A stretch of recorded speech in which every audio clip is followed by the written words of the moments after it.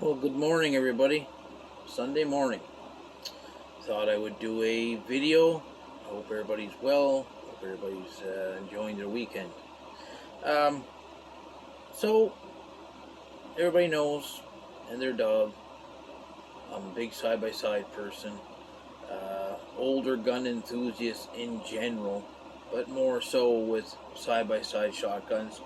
Just have this overall nostalgic thing that, nothing is more classic than going in the woods with an old double barrel shotgun and taking some rabbits or partridge, or maybe if you're brave enough or lucky enough to get a slug out of them, or a buckshot to take something larger like a deer or a moose or even a bear.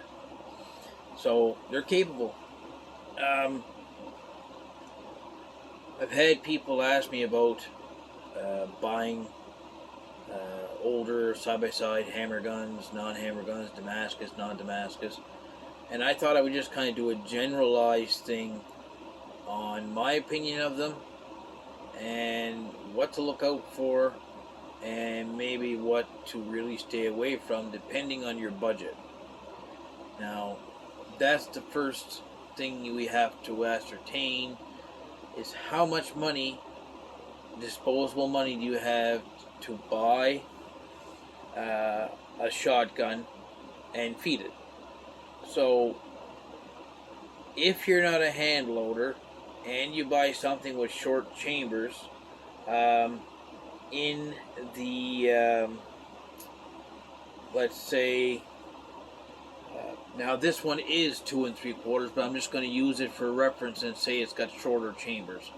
So, you go online and you see something like this. This is my Jansen and Company, Jansen Son and Company, Belgian workhorse, typical old Belgian hammer gun, side lock, 12 gauge, and we are clear, safe, and a tight shotgun nonetheless. Now, this gun, when I got it in a trade, it was missing the butt pad, which it still is, but I have one coming. But overall, this one stood the test of time very well. It wasn't cracked here or up here or missing pieces of wood here, which commonly you see. And the hammers are still nice and tight on it. The action is tight now because I put a brass shim in the hook area. And those of you who don't know what the hook area is, I'll put this one down for a second because I got to use something to get the fore end off. I can't get my finger inside and pull up on it. I need something to pry, but I'll just use, for instance, this is my Army and Navy English double. So you remove your fore end as such, and we're going to remove the barrels from the action. Of course, we're empty and clear and safe. And what I mean by the hook area is right here. Right here. So it's this piece of lint or whatever was there. But anyhow, this thing is in great condition. Usually when they have some wear, two places that people look to tighten them up is here in the generalized area of the bite, where the transfer bar bites in and holds the barrels down. And then you have your hook area. When you open the gun and you give them that rattling, or like a rattle, rattle, rattle, rattle, usually it's because there's play here. The knuckle pin that traverses through the action area right there is worn from opening and closing so many times and being fired over the course of 120, 130 years. This particular gun was made in the 1890s, early 1890s, so it's got some age on it. But this one doesn't have any shims or whatnot. This is original and nice and tight and no rattle there at all. But putting a little brass shim into where the hook area is, it's a cheap, effective way to save yourself a trip to the gunsmith and machining a new pin and fitting it and whatnot, and refacing the barrels can get costly. remember, we're talking about budgets here. So, I'm going to put this back together. I'm going to put this over here. So, we're going to talk about that Belgian shotgun. I don't have to pick it up again and show it to you. Everybody knows they're common. They've seen them. So, you buy one of those shotguns. It's got 2.5-inch chambers. You're not a hand loader. Now, bear in mind, the gun may be cheap, but the ammunition to feed it may be an oddity, and it may be a novelty to get shorter shot shells factory made. They are available. I have a couple of examples here. This one here is the Kent Game Bore Pure Gold. These are standard 2.5-inch low pressure, made for vintage doubles. In England, 2.5-inch was the prevalent cartridge length for pretty much all their shotguns. 12, 16 gauge, 20 gauge, what have you. 410.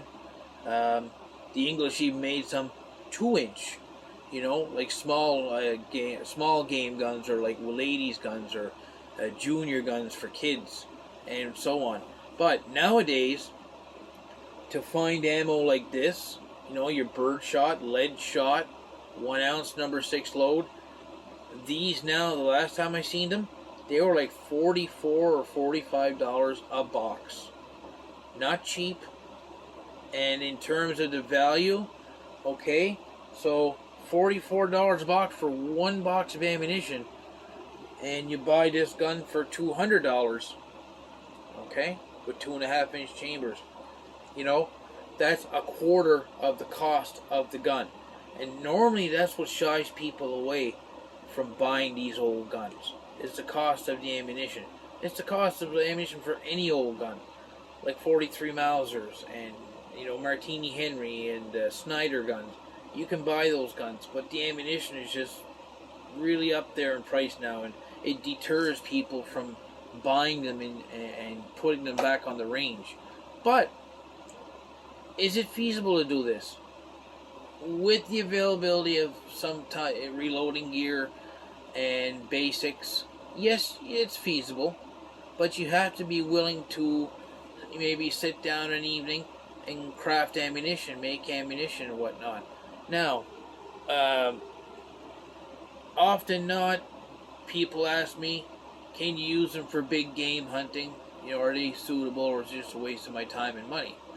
And the answer to the question would be, that's all in your realm of feasibility and how much money you want to spend or how much time you want to put into it. So, in the case of this gun here, there's a couple of options for large game ammunition. Now, I was out one day at a local gun shop that I don't really go to a lot, because it's just a little, I shouldn't say local. It's about an hour and 15-minute drive from me. Waikagama area. Great bunch of guys that work there. It's the actual Home Hardware. They've got a pro shop in there. Nice bunch of guys. And I was just kind of there with a buddy of mine. We were looking at the new guns on the rack, and I happened to catch these on the shelf. These are Cellier and Bellot, or Bellot. And these are, if you can read that, yeah, it's probably going to look backwards or whatever, but take my word for what it reads here. Practical Buckshot 2.5-inch 00 or English SG. Smokeless powder loads, Buckshot 2.5-inch 12 gauge. These were $23 a box. So what you get is a 9-ball buckshot load. There you have it, with traditional fiber wads, smokeless powder, 2.5-inch overall cartridge when it's fired.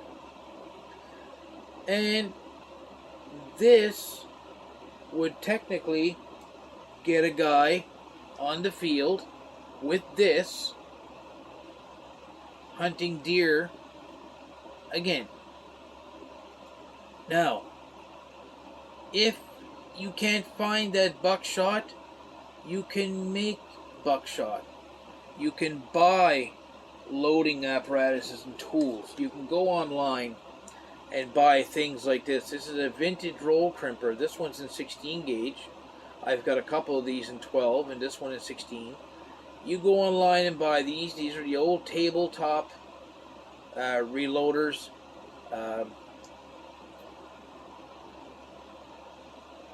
Ye old shells here. I'm going to find one that was roll crimped. I think I've got one here for a demonstration. Yeah. So this is one of the shells that I made with this. This is plastic. You don't have to use paper shot shells for these. You can roll crimp plastic. And it makes a nice roll. And this is loaded with black powder from my old gun. So what this allows me to do is to take old reloading equipment, available components, to get ye old gun back on the field, on the marshes, in the cornfields, in the woods trails, on the skeet range, what have you. Now, in terms of firing slugs, again, we have to bear in mind barrel construction, choking, and whatnot. In the case of this gun here, it is choked, I believe, improved, modified, and a modified.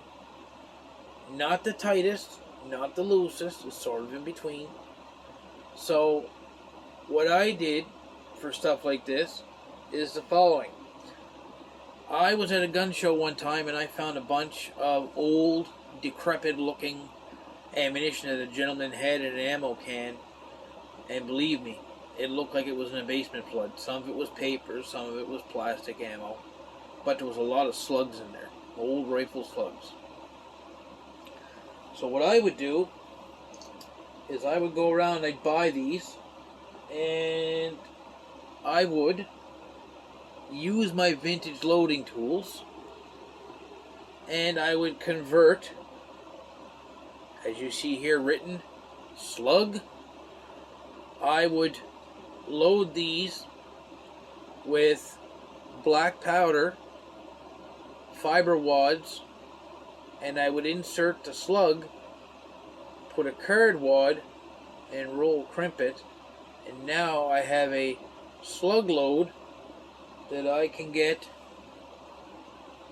this gun and other short chambered guns back into the field for us to enjoy and to be useful again. So just because it's an old $200 Belgian hammer gun that doesn't have a lot of eye appeal, but don't get me wrong, this one here don't look bad. I've seen a lot worse, trust me. I've seen some pretty ugly looking ones. These were just a utilitarian grade shotgun. These were like the meat and potatoes, the working man's gun, and they were used hard, put a lot of meat in the freezers, and food on the tables, and they probably went through a lot of hands, and then they got put away, as the saying goes, put away wet and used hard. And they were loose, and they were rough looking, but you know what, at the end of the day, for what they were worth, they served their purpose. So in terms of budget, when you're looking at buying something like this, there are factors you have to consider aside from safety aspects. That's the first thing you want to make sure of, though, aesthetically, internally, and functioning, that everything is status quo. Make sure your hammer springs are nice and solid, okay, and they're not going to fall on their face.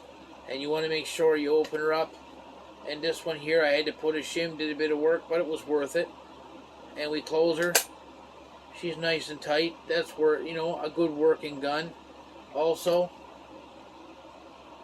the barrel's good shape. No dents, no bulges. Minor freckling in the bores. Absolutely no bearing on its use. That's to be expected of a gun its age. This was probably built like 1910, 1915 area. There's somewhere around there. So it's been around a while. Been over 100 years. So been through a few hands. Fired a lot of rounds. It's going to have somewhere. It's going to have some possible issues, but they can still be made to serve in the field, like this one's going to do this fall. In the upcoming week, actually, I'm going to take it out and do some partridge hunting and whatnot with it. So, that being said, so when you buy these guns, just because they're cheap does not mean that they're, you can just jam any kind of shell in them that you want. So we have to bear in mind when the guns were made. Cartridges of the time period is what we should keep with in times, and often not, people make mistakes and go to a local gun store and they pick up a box of, I don't know, double X Magnums. They want to go out and do some turkey hunting with their new said double. Turkeys are a big bird, need some extra payload, so they go out and they buy a box of double X Magnums to put through the old nostalgic 12, and there can be some issues to happen there. Again, barrel construction, barrel quality, action strength, overall condition of the gun, and pressures the ammunition creates, all goes hand in hand. So basically, if you use the gun as intended, run the right ammo through it, it's probably going to last another 100 years and have no issues whatsoever. So, just because you go down to a local gun shop or Walmart or Canadian Tire or wherever you are in the U.S. or any store, period, and just because it says Winchester Cheapy Universal Skeet Loads, going to get some skeet shells, it's only low brass, they're only wimpy shells, there's no power to them, they're good for the old gun. Well, guys, that's not true. If you're not going to do any hand loading with a load manual, and you're depending on going to a gun shop and finding ammunition like this, we have to bear in mind that some of this new ammo makes twice the pressures of what the ammo may have made in days gone by. It may be the same ounce and an eighth payload. It might be the right length, but the propellants and the powder and the components that they use create higher pressures. And these old guns, what happens with pressures is, when I just told you I put a shim in the hook area here down below, they'll wear there, they'll wear in the bite area down here, and when you close them, they'll rattle, rattle, rattle, rattle, and it's just hard on the gun. It beats them up, and it's unnecessary. You can have a round that makes, like for instance, those rounds I showed you there, the Pure Gold. Talked about them before. These are low pressure game loads for vintage doubles. These make around the 6,500 to 6,800 psi, which is technically low pressure for a shotgun, or comparative, in this day and age, roughly the same shot weight and whatnot. Your standard load, this probably makes about 10,500 to 11,000 psi, and that can create problems, especially with old guns. So we have to bear in mind, even though the gun is cheap, guys, that feeding the gun is not as cheap. So bear that in mind. If you're going to buy something like this for $200, you're going to have some concerns with the ammunition end of things, and what's safe to shoot in it, availability of ammo, feasibility, etc., etc. So that covers this here, and guns of this kind of nature and quality that you see a lot of on Gun Post, Gun Nuts, Town Post, all the online and sites. if it's short chambered or if it's modern chambered, that's irrelevant. It's what the gun was designed to shoot, and is it safe overall, mechanically and like physically. So there's some things you have to take in consideration. Now we move on to another way you can spend possibly $200.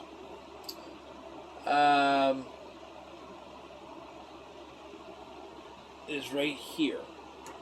Oh, pardon me. Little fallsy downsy, that's okay. So, now this one did cost me a little more than the $200, but it's still budget minded considering what you get for the money and its abilities to handle ammunition. So you're flipping through the pages and maybe you don't want a external hammer shotgun. You're looking something a little bit more sleek, more modern. But again, you're on a budget. You only have X amount of money to spend. So you're flipping through the pages and you find something like my Husqvarna here. This is a model 610. This was built in 1949. Very, very, very underappreciated and underrated guns. These are super quality. This one is just like a brand new gun. I did nothing to this gun to tighten it or nothing. I bought it as it was. So, but what's nice about this particular gun, it's chambered for 2 3/4 inch standard and magnum loads. So you can fire the XX turkey loads through it and go after your big bearded turkey and put your Christmas turkey or Thanksgiving turkey on the table with it, with just, standard off-the-shelf ammunition. But there are limitations to this gun as well. Maybe you want to use it for waterfowl hunting. And, you go to your local gun shop and you see these rounds, steel target. A friend of mine was shooting a bunch of these through his gun, just smashing clay targets. That's basically what they were. I didn't even realize at one point they existed. I thought that steel shot was being made as waterfowl loads, but apparently now they are making these 1 ounce, 2 3/4 inch. This was a number 7 steel shot, so very small. But actually, I tried a couple and 2 when I was there with them. They're pretty effective in a more modern gun with acceptable chokes or choke tubes that are rated for steel, improved cylinder steel, modified steel, what have you. Well, these old shotguns are not proofed for steel shot use. Steel shot did not exist when this gun was built in 1949. It did not exist when my Jansen gun was built in 1910. And it certainly didn't exist when the Army and Navy Webley gun was created back in the 1890s. Yeah, bear that in mind. So, if you're buying one of these guns and you want to hunt small game, large game, no problem. You can fire 2 or 2.5 inch if you want. Fiber wad loads. You can fire 2 3/4 inch heavy field loads. Like these are 1 1/4 ounce or 1 3/8, I forget. But these are a heavier load. They're fine. Or you can fire your buckshot through it. Standard, or like this case, specialized 2.5 inch, or standard 2 3/4 inch, double O, triple O, single O. And you can also fire your, if I can find it here. Now this is one I loaded, but for reference, a slug through this gun for large game with no issues. There's no worries that the barrels aren't proof for modern ammo or whatnot. So your budget can get you something to be a little on the safer side, more modern side, more reliable side, and peace of mind side, versus where you have something with short chambers and maybe Damascus barrels or whatnot. This is very, very good quality gun. Very nice. The Swedish steel is like some of the best. And this thing here, like I said, it says there is no play. Tight as a brand new gun. And perfectly safe for modern ammunition and what have you. But guns like this are available. You can go like Inner Surplus, you can go to Great North Guns, you can go online, you can buy them privately. These were imported into the country. There's not only this model, there are other types, lots of the German stuff. There's English guns coming in now that are nitro proofed. Like I said, you just have to bear in mind that what are you going to use it for? If your intent is waterfowl hunting, these, the way they are, cannot be used for shooting steel. You can use bismuth, you can use tungsten, but you're going to pay an exorbitant amount of money for ammunition. Like I'm talking probably $3 to $4 per shell. Not, so 25 shells in the box at $4 a shell. Do the math, that's $100 per box to go duck hunting with this, because shooting the steel targets loads are not safe because of the choking that's in these barrels, that they're choked very tightly. And when you try and force steel through a constriction that it has very little give to, what's going to happen? The steel is going to find the easiest path of resistance out, either through the side of the barrel, or it's going to egg the barrel and expand it and make room to go through. And in some cases with old Damascus barrels, guys were shooting steel and stuff through them, they bulge or rupture. In the case of something like this, you're probably going to end up putting an egg or a bulge in the barrel back here, and it ruins a perfectly good gun. So I guess, guys, you have to bear in mind the type of hunting you're going to do, the quality of the gun you're using, barrel construction, chamber length, choking. There are variables. So if I had, let's say, $500 to spend and I could get one of these, or if I had $500 to spend and I could get one of these, and I wanted to do a lot of hunting with it, and I didn't have any hand loading gear, and I didn't have a ton of money to invest into specialty ammunition. Not that this is a bad gun, but something like this is a much better deal. So if anybody has any questions about, they've seen something online, they're not familiar with the maker, like a lot of people didn't even know that Husqvarna made shotguns. They not only made hammerless guns, they've also made some beautiful hammer shotguns. This is my Model 20. I've had this one for quite some time. This one, I had the chambers opened to 2 3/4 inch from 2.5 inch, because when I was first buying this gun, I did not have any reloading gear, and I could not for the life of me find 2.5 inch ammunition. I thought I could find it pretty easy. Not so much. So I was buying those pure gold right here, game bore loads, and that's what I was shooting through this gun. Then I got into hand loading, and I started making some black powder loads, even though this is a smokeless gun, and that's how I was shooting this gun. But it was getting costly.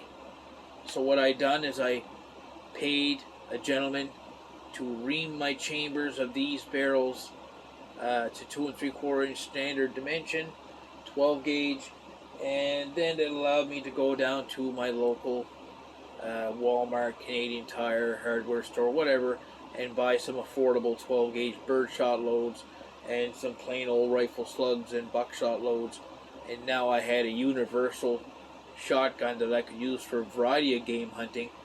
And when I bought this thing back when from Tradex, I paid $165 for this gun, shipped to my door. It was like $119 plus the taxes and shipping. That being said, those prices are out the door now, and I had this one recolored by my good buddy Oscar Cobb. I've made a video on this before, but these guns are available too. These are another option to fire modern ammunition. They require a little bit of alteration, I should say, if you don't have hand loading gear, or if you can't find 2.5 inch, because that's what they come with, 65 millimeter chambers, and I had it opened up to 2 3/4 inch to do some standard 12 gauge shells, and the gun has been firing ever since. No issues. One of my favorite guns to go in the woods with. Nice and light. It actually shoots a slug very well, believe it or not. Quite impressed with it, actually. Guys are out there. You can buy guns on a budget, and you can shoot a variety of game with them. There are just some little criterias that you have to kind of sit there, think of, and weigh out what's best for you, your budget, and yourself. Again, another great deal. If you find one of these Husqvarna 610s, this one here was in super condition. Some of them I saw aren't as nice, but they're mechanically sound. So if you're not too concerned about a couple of dings, or maybe a little bit of bluing loss or whatever, or maybe a little bit of pitting in the bores, but as long as it's good and tight, functioning and serviceable, and you can deal with the aesthetics or the cosmetics, well, the mechanicals is all you really need, and this gun is a lot of gun for the money. So, like I said, if anybody has any questions on anything they see online, whether it's at Tradex, whether it's at any of the outlets that's in Canada, in the United States, wherever my viewers are looking from, if you're unfamiliar with the maker or its quality, send me a message, private message me, whatever, email, it's all the same, and I will do some research for you and I will help you out. That's no problem. There's a lot of good deals out there, guys. There's a lot of better deals out there. I'll give you one example of a rarity that you don't usually run into too often, and I was very fortunate when I first seen this particular gun. If you bear with me, I have to just move this out of the way. So while I was on Inner Surplus one evening, I was going through. I had made some trades, and I had a few extra dollars kicking around, and I wanted to get myself a nice English fluid steel barrel gun, because at the time I didn't have anything. My English guns were all Damascus or twist barreled. So I said, I started flipping through the pages, and I'm like, holy God, $1,000, for nice ones. $1,000, $1,200, and I didn't have that kind of money. I had like X amount of dollars to work with. So I started flipping through, and I found this one. This is my GE Gold side by side London proof gun. It was sold stating 2.5 inch chambers, choked, improved cylinder, and skeet. Now that's pretty open. Now that's pretty well what the chokes are. I checked on my friend's choke gauge. It's actually a little tighter than skeet, so I'm gonna say it's almost like improved and improved almost. So this is a great combination for me. Nice and open for bird hunting. but it was sold to me with 2.5-inch chambers. I didn't really care because I can craft 2.5-inch ammo, and I have factory 2.5-inch ammo kicking around, so it didn't really bother me. And buckshot. Okay, so upon receiving this gun, I took it. I took it apart, and I removed the fore end, and I removed the barrels, and I looked under the proof marks here, and I know you can't see it quite right there, but if you go look on my video I made of this gun, you'll see the marks I'm referring to. It says right here, choke and sleeved. Sleeved means that 2 new barrels were made into an existing stub. Now the barrel stubs were about that long. So 2 brand new barrels were put into these existing stubs, and you can see the rim, if I can focus up around here, in my video you can, of where they were soldered in place or TIG welded, and the gun was rechambered to 3-inch Magnum, and is proofed for 1.5 ounce loads. That's stout. So this was essentially turned into a duck gun or a heavy field gun, like a long range gun. And that was a surprise to me because that gives me more versatility for the money. But that don't happen all the time. I just lucked into that. And again, no rattle at all. Tight as a bug in a rug. And so I got myself a beautiful English hammerless box lock double 12 for a very, very good money amount, and I got a lot of gun again for my money. So guys, deals are out there. This is a beautiful gun. Just for reference, this gun kept me well within my budget. I won't disclose the total amount, but let's put it this way: if you had to buy this gun right now, you would probably have to pay 5 to 6 times what I paid for it just not that long ago, for a gun of this quality and this condition. This is, you don't see this very much. A lot of the English guns, the doubles, they were mostly chambered 2.5, 2 3/4.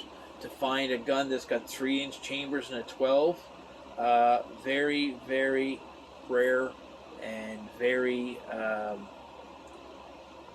very happy with it. So this is sort of where you can go on a few different levels.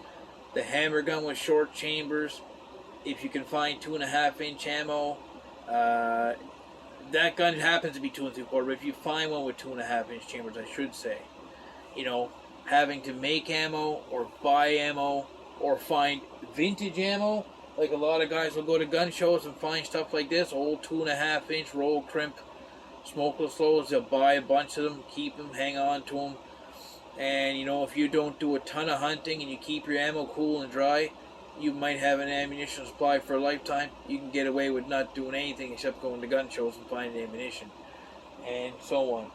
But for the most part, when you're dealing with old doubles, old singles, we have to bear in mind the chamber lengths, the barrel construction, the action strength. We know all that, guys. We've been over this before. But when you're talking about your budget and buying the best bang for your dollar,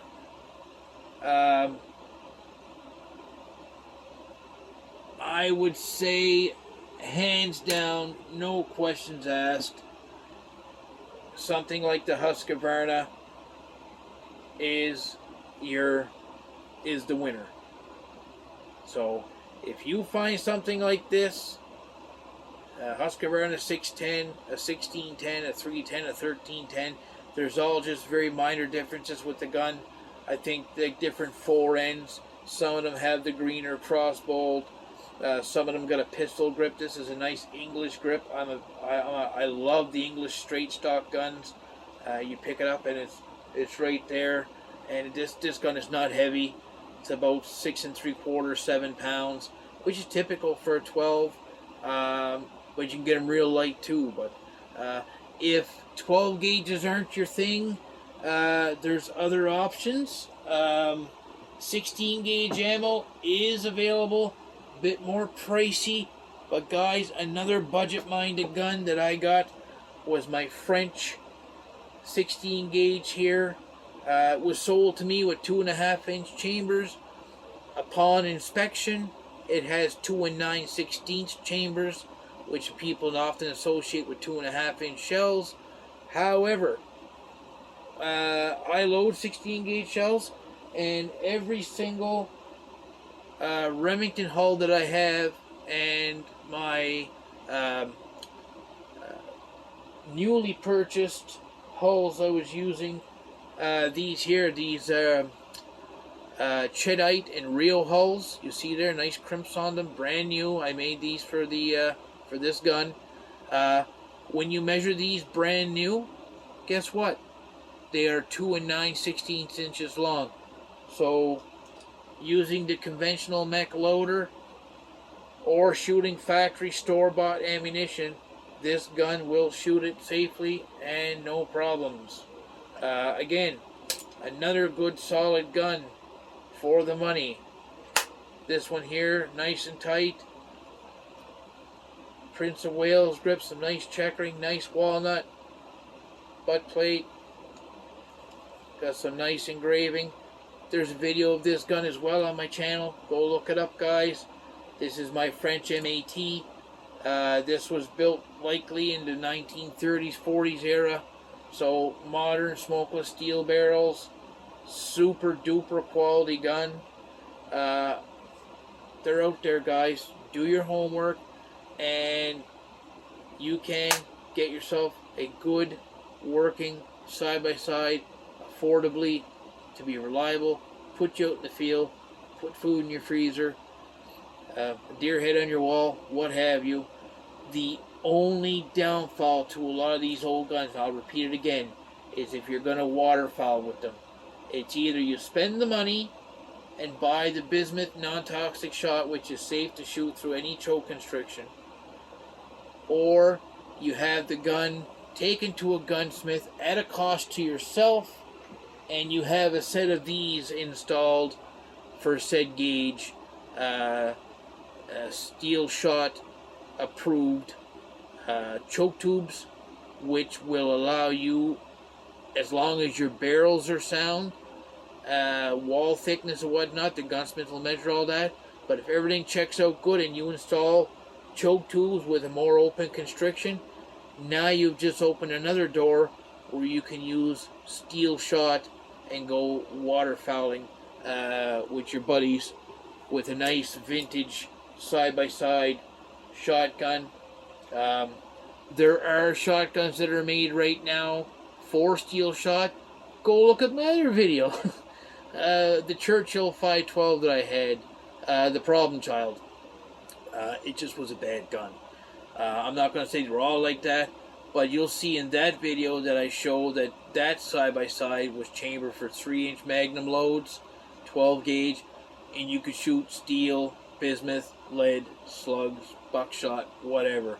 But at a cost of about $1,500. Not everybody's got $1,500 kicking around their pocket. For $1,500, I could buy 4 of these. 4 of these. And, you know, that's what I'm telling you. Like, you can get deals out there. You just have to weigh in what you want to hunt with it. If it's a waterfowling thing you're really getting into, maybe this isn't the thing for you. Maybe buy a pump gun or one of the cheaper semi-autos or whatnot that's, steel shot compatible, and then save your nice old double for hunting pheasants, turkeys, partridge, rabbits, deer, what have you, with softer, non-toxic rounds. So they're out there, guys. Do your homework. And I'm terribly sorry this one lagged along more on one of my longer videos, but I just wanted to be more comparative and just kind of show, like, some people just don't know. You know, they see one double barrel 12 gauge, they see another double barrel 12 gauge, it's a double barrel 12 gauge. But there are differences. There are things to look out for. There are vintage 12 gauge shells. There are modern 12 gauge shells. There are hand loaded 12 gauge shells. It all plays a factor. So, no question is a stupid question. Comment down below, like and subscribe. I really appreciate it.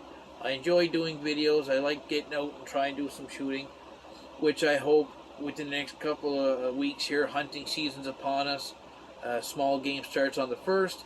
I may take my phone holder with me and do some hunting videos, you know, out in the wilderness.